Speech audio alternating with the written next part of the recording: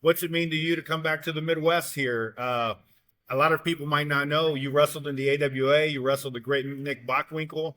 You wrestled in the Minneapolis territory. You probably wrestled in the Quad Cities. You came to Iowa. Different. You're back here in Waterloo, Iowa, back in the Midwest. What's that make you think of those days in the AWA? Well, it makes me think that, the AWA was a different organization. Uh, I did a speech last night, and, you know, you almost had a normal life in the AWA. You didn't work every day, Yeah. like you did in all the other territories. Yep. You work 7 days a week. Once in a while, you'd have a day off. Yep. So you almost lived, you had a family life, and uh, the fans were unbelievable. I mean, I came in a little bit before Hulk Hogan when Hulk Hogan came in, and everywhere Hogan went, the business just erupted. Yeah. So I was a very lucky man that most of my career I You were spent. following Hogan there. Yeah.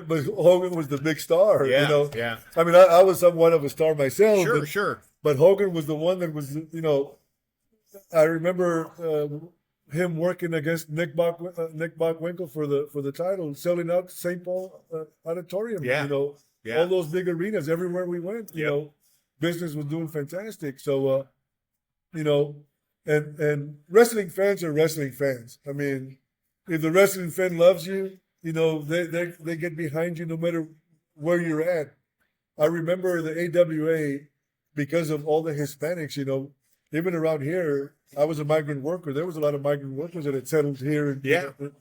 Already. So I started to grow with my fans. Started getting behind me, and I had a great experience.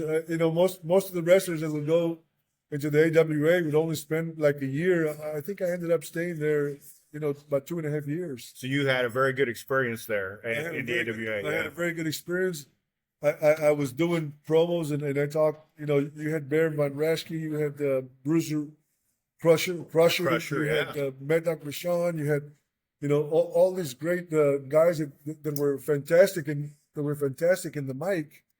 And I believe that I learned quite a bit, just watching them do their interviews. Doing their interviews. The television was so important Right. there, yeah. And you talk about being a migrant worker, and that happened a lot in the Midwest. In my hometown, we have a Heinz factory. The migrant workers picked the tomatoes, and they decided to stay there. They decided, hey, I can get a job at the factory. These are nice communities, and they made a home here. My dad took me to see the very first WWF wrestling card, and you were the only Hispanic on the card, but you were in the main event.